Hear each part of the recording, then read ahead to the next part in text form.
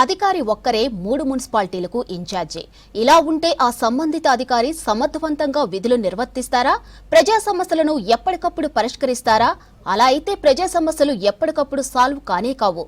కొత్తగూడెం జిల్లాలోని పలు మున్సిపాలిటీలకు పర్మనెంట్ కమిషనర్లను నియమించాలని డిమాండ్ చేస్తున్నారు ప్రజలు.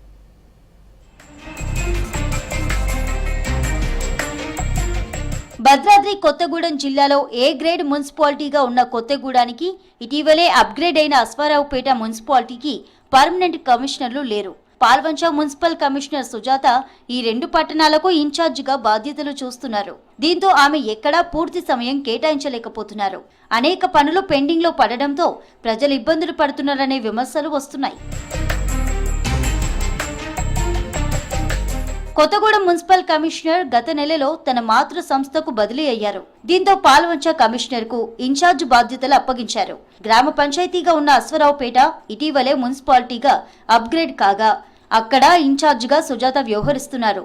ఈ 3 మున్సిపాలిటీల్లో విధులు నిర్వహించడం ఆమెకు కష్టంగా మారింది. వివిధ అవసరాల కోసం వస్తున్న తాము సిబ్బంది లేక వెనుదిరగాల్సి వస్తోందంటున్నారు. కమిషనర్ గారి కోసం విన్నపించుకోవడానికి వచ్చినప్పుడు ఈ కమిషనర్ గారికి బాధ్యత అదనంగా ఉండటం వల్ల ప్రజలకు అందుబాటులో లేక ప్రజా సమస్యలు కుంటుపడుతున్నాయి. పాల్వంచ మున్సిపాలిటీ పరిధిలోని వాటర్ ట్యాంకులు లీకేజీలు, పైపులు లీకేజీలు జరగటం, దాన్ని తక్షణమే పరిష్కరించకపోయే పరిస్థితి లేకపోవడం, ముఖ్యమైన అధికారులు లేకపోవటం వల్ల ఈ యొక్క అక్రమ నిర్మాణాలు, కబ్జాలకు మున్సిపాలిటీ వ్యవస్థనే శ్రీకారం చుట్టేదానికి ఉందని. కొత్తగూడెం మున్సిపాలిటీలో రెవెన్యూ విభాగంలో మ్యూటేషన్ ఫైళ్లు పెండింగ్ లో ఉన్నాయి.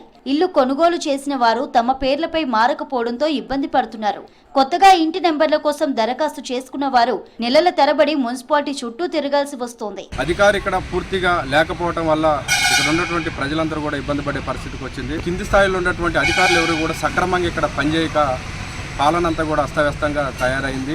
ఇక్కడ పూర్తి స్థాయి అధికారిని నియమించాలని చెప్పి ప్రభుత్వాన్ని మేము డిమాండ్ చేస్తున్నాం. జిల్లా హెడ్ క్వార్టర్ గా ఉన్నటువంటి గ్రేడ్ 1 మున్సిపాలిటీ, ఈ మున్సిపాలిటీకి ఇన్ఛార్జ్ పాలన కంటే కూడా పర్మనెంట్ కమిషనర్ ని ఏర్పాటు చేయాలి. ఎందుకనంటే పాలకవర్గం రద్దు అయిపోయిన తర్వాత ఇప్పటికే స్పెషల్ ఆఫీసర్ పరిపాలన కొనసాగుతుంటే మరోవైపు ఇన్ఛార్జి పాలన కూడా 2 కలిసి ఇవాళ కొత్తగూడెం మున్సిపాలిటీకి అన్యాయం చేసేటువంటి పరిస్థితి కనపడతా ఉంది. మున్సిపాలిటీల్లో ప్రజా సమస్యలు ఎప్పటికప్పుడు పరిష్కారం కావాలంటే పర్మనెంట్ కమిషనర్లను నియమించాలని ప్రజలు డిమాండ్ చేస్తున్నారు.